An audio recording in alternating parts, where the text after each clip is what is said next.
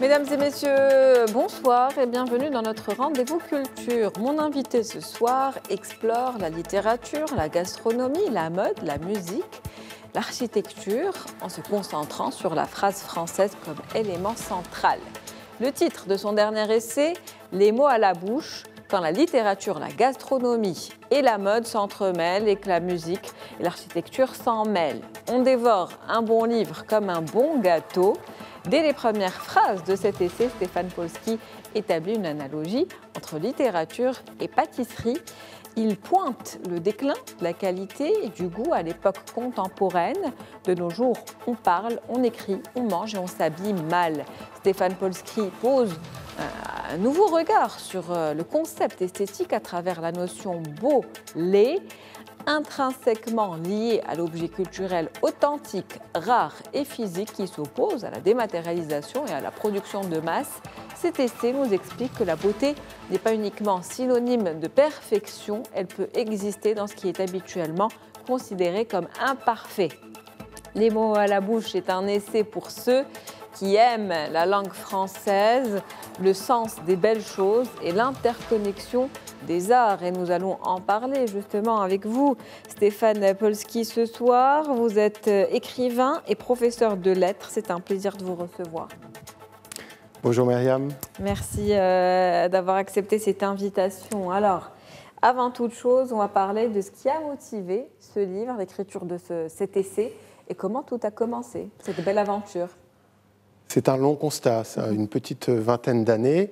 Ce qui a motivé l'écriture, c'est deux choses. D'abord, du point de vue de la forme, il y a ce qu'on appelle, en termes de littérature, l'autofiction, c'est-à-dire le croisement de l'autobiographie et de la fiction. Et il y a, c'est ce que j'ai cru, en tout cas, découvrir dans l'écriture de ce livre, ce que j'appellerais l'alterfiction, c'est-à-dire que lorsqu'on lit un livre, on découvre à travers les pages d'un autre les lignes de sa propre vie. C'est-à-dire qu'on passe son temps en tournant les pages à dire « c'est exactement ce qu'il m'arrive, c'est ça que je vis, c'est ça que je suis ». Il y a une identification du lecteur au personnage, à ce qui leur arrive, et c'est ce que j'ai voulu montrer par la forme dans ce livre. Pour ce qui est du fond, c'est ce que vous disiez il y a un instant, c'est-à-dire que j'observe, je ne suis pas le seul au reste, j'observe que si dans les mariages, dans les cérémonies, on porte au Maroc des caftans, éventuellement augmentés de turbans ou de foulards. En France, en Europe, si on porte des costumes, des chaussures vernies, en revanche, dans l'espace public, au quotidien, il n'y a quasiment plus rien. J'ai l'impression qu'on sort en pyjama. Voilà. Ah oui, vous parlez du jogging, ce fameux jogging que vous ne tolérez pas visiblement dans la rue. C'est-à-dire que le mot tolérer me paraît un peu fort. Disons que je pointe que si on ne sort pas en pyjama, on sort en jogging, effectivement. Je crois que ça doit être l'influence du sport, tout simplement, qui prend une place de plus en plus grande dans nos sociétés. L'adulation pour les joueurs et peut-être aussi la facilité qu'il y a à enfiler, quand on sort de chez soi le matin, le vêtement qu'on avait à l'intérieur même de chez soi, un jogging, un pantalon. Apparemment, l'objectif n'est plus de plaire, l'objectif n'est plus de paraître. Ce manque d'effort, et d'ailleurs on le voit à cette affiche de ce livre, donc c'est la page de présentation de votre livre, et on y voit 3 personnes habillées de dos. Donc expliquez-nous un petit peu le choix de cette image. Absolument. Alors, c'est la couverture du livre. En effet, c'est une photographie qu'a prise Leïla, mon épouse, en 2013 au Carnaval de Venise. C'est un détail simplement de la photo. Il y a 4 hommes à gauche. Normalement, on n'en voit que 2, la personne en marron et la personne en rouge. Ce sont des personnes habillées à la mode du XVIIIe siècle, en cape, en redingote, avec des tricornes sur la tête et des chaussures vernies. Et puis à droite, vous avez un touriste que j'ai quelquefois été par le passé. Je ne dénonce absolument rien, je constate simplement un touriste qui est habillé d'une manière avec des baskets, un pantalon qui n'est pas très ajusté et puis une doudoune, qui nous laisse nous demander qui représente ici le carnaval, en fait. Est-ce que le carnaval, c'est le 18e ou est-ce que c'est l'habit du 21e siècle ? Alors, je le disais, on mange mal, on s'habille mal, donc voilà, plusieurs éléments qui ont été pointés. En tout cas, comme je le disais tout à l'heure, il y a cette allusion et ce parallèle qui se fait entre littérature et gastronomie. Expliquez-nous pourquoi cette analogie déjà. C'est-à-dire que je me suis aperçu que tout était lié.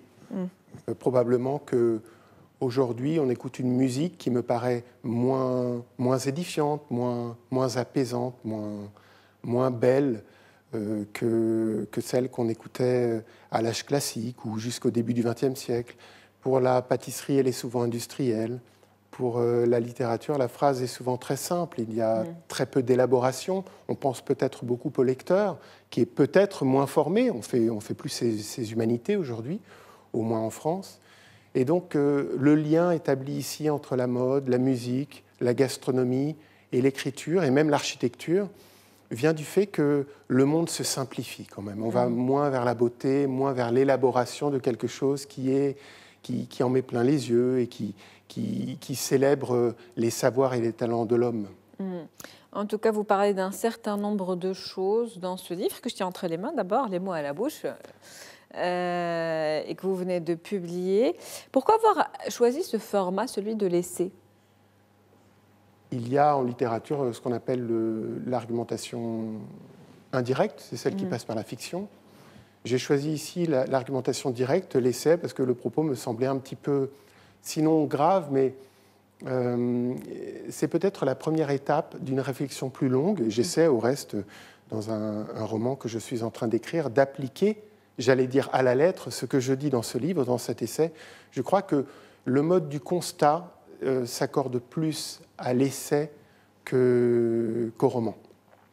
En tout cas, vous parlez de l'écriture, vous parlez des auteurs, vous parlez des maisons d'édition, des personnages, la construction des personnages. Donc, un certain nombre de concepts que vous mentionnez, justement, ce regard aussi sur certains auteurs qui sont connus, facilement publiés, qui écrivent de manière moins élaborée qu'auparavant. Donc, il y a cette notion aussi de mérite qui revient peut-être, en tout cas selon ce que j'ai compris. Le mérite, ça renvoie à l'aristocratie. C'est vrai que l'aristocratie des lecteurs, aujourd'hui, c'est celle qui est couronnée, auquel on tresse des couronnes avec les prix littéraires. Et parfois, je ne peux pas le cacher, je suis parfois un peu en colère ou au moins un peu étonné de constater que les grands prix de littérature sont attribués à des livres. Je ne parle pas des auteurs, ils ont du talent, c'est même parfois génial ce qu'ils écrivent, mais les livres qui sont récompensés proposent une phrase qui est quand même qui n'est pas très élaborée, si vous voulez. C'est la phrase actuelle, la phrase contemporaine, qui nous vient en termes d'architecture du Bose, qui nous vient de l'école de Chicago, une phrase très carrée, très simple, sans subordonner. On est très très loin de la période latine. Justement, vous voyez ce parallèle aussi avec l'époque moderne, contemporaine, avec l'introduction des écrans dans nos modes de vie, nos choix en tant que lecteurs aussi, de lecture. Donc il y a plusieurs éléments que vous mettez on va dire ensemble. Et une assez forte dénonciation aussi d'une baisse de qualité de manière générale dans notre vie, mais sur plusieurs aspects. C'est-à-dire que vous évoquez l'informatique, enfin ce qu'on appelait l'informatique, aujourd'hui le numérique. Je me demande si en effet le fait de passer sur les réseaux sociaux très peu de temps, sur une réplique, ce qu'on appelle une punchline aujourd'hui, ou un tweet en quelques caractères, n'oriente pas la lecture des livres vers des phrases simples. C'est indéniable que le numérique influe sur le temps, l'énergie, l'attention qu'on peut accorder à une phrase imprimée. C'est beaucoup plus facile de lire sur un livre. En tout cas, on est encore d'une génération, nous, qui lit plus facilement ou qui retient plus facilement ce qui est imprimé. Mais l'emprise du numérique sur notre quotidien, évidemment, a une influence sur notre qualité de concentration, ça c'est sûr. Et maintenant, avec l'intelligence artificielle, j'imagine que les choses bougent encore plus vite. L'intelligence artificielle, je voudrais vous lire un petit passage à ce sujet, si vous voulez bien me passer le livre. Je vais vous passer le livre. Merci de manière très sportive. Ça m'est arrivé, merci, ça m'est arrivé en cours. Intelligence artificielle. Alors j'ai visé le petit passage en me disant que si on parlait de ChatGPT, je pourrais lire ce petit passage. Ça se passe en classe au printemps 2023. Nos élèves de lycée ont ri en nous entendant prononcer le nom de ChatGPT à l'anglaise. ChatGPT. C'était GPT qu'il fallait dire à la française, jusqu'au moment où, s'oubliant au milieu d'un profond silence, l'un d'entre eux, l'un des élèves, qui nous a démontré à son corps défendant qu'il avait bien dîné la veille. C'était bien GPT finalement. Le passage est léger, il permet de respirer dans un livre qui est très dense et qui parle de littérature, qui parle de beauté simplement. Alors ici, c'est beau de par le langage simplement. Un livre effectivement très dense, beaucoup d'informations, une très belle écriture, en tout cas. La phrase française et la langue française est érigée comme beauté, on va dire, de ce que j'ai lu. Donc on s'exprime mal, on se loge mal à notre époque. Quel rôle joue aujourd'hui la vitesse et la production de masse, justement, dans cette dégradation du bon goût? Parce que finalement, il s'agit aussi de goût. Et quand on parle d'écriture, le lecteur est aussi, on va dire, il a sa responsabilité sur le choix de ses lectures. Oui, peut-être. Quand on parle de bon goût, je suis le premier à parler de bon goût. Donc je ne pointe pas vos propos. Je me dis que le mot bon goût est toujours un peu douteux quand même. Parce que ça signifie qu'on a le goût que les gens, que les autres n'auraient pas. Disons qu'au lieu de bon goût, je parlerais de goût classique. Je suis particulièrement classique, j'aime beaucoup la littérature classique. Aujourd'hui, la littérature classique, pour ce qui concerne la phrase, elle peut aller jusqu'au début du XXe siècle, jusqu'à Proust, puisqu'elle a beaucoup évolué avec probablement la production de masse des livres. À l'époque classique, on lisait, jusqu'à la Révolution française, on lisait les livres dans les salons. On échangeait dans les salons mondains les quelques perles, les quelques récits dont on avait eu l'idée, l'imagination. Vous faites d'ailleurs référence à Proust tout au long de la lecture. Ça, c'est du début à la fin. Oui, c'est-à-dire que... Il est omniprésent. Absolument. Alors Proust, pour moi, marque une rupture. Il y a un avant et un après Proust. J'ai l'impression quand même, après Proust... certes, il y a eu notamment l'Oulipo, il y a eu le nouveau roman, mais on est allé vers une plus grande facilité, quelque chose de moins élaboré, de plus proche. C'est passé par le surréalisme aussi, de plus proche de la spontanéité. Moins de travail, à mon avis. Et justement, si on devait retenir quelque chose de cet essai, quel serait le message principal que vous souhaiteriez communiquer au public ? Ça, c'est une bonne question d'abord. Parce qu'il y en a beaucoup des messages. Oui, du coup, s'il fallait en choisir un, oui. J'imagine que c'est compliqué. Alors, c'est d'autant plus compliqué que ça me pose, sinon en censeur, en moraliste. Alors, je n'ai pas tellement de leçons à donner. Disons que j'ai établi un constat et j'ai proposé, sinon des solutions, du moins j'ai proposé de remédier à la simplification de la phrase, de la pâtisserie, de l'architecture, par le travail, simplement. Peut-être... Mais est-ce que des phrases simples, est-ce que c'est mauvais ? Non, c'est pas mauvais.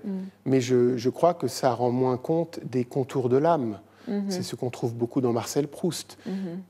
Chez Proust, la phrase qui peut faire jusqu'à une page épouse les contours de l'âme, dit les tourments, dit les chagrins, les difficultés qu'on a à trouver le souvenir, à trouver ce qu'on éprouve, à pouvoir l'exprimer.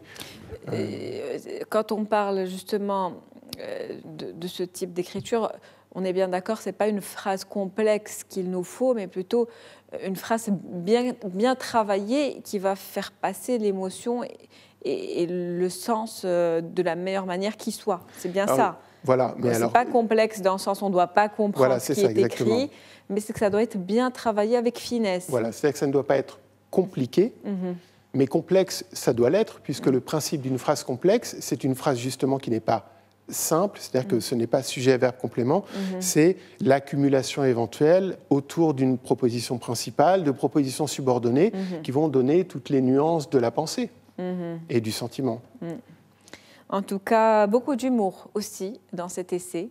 Donc, vous avez un style particulier, beaucoup de réflexion et ponctué par de l'humour, comme le passage que vous venez de nous lire, justement.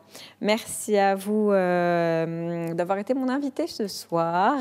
Je rappelle que vous avez écrit donc le mot lapsus révélateur, l'essai que j'ai entre les mains, les mots à la bouche. Donc Stéphane Polski, c'est un plaisir de vous recevoir. Je rappelle que vous êtes enseignant de lettres et écrivain. Merci Myriam. C'est la fin d'Invité Culture pour ce soir. Je vous souhaite une très bonne soirée.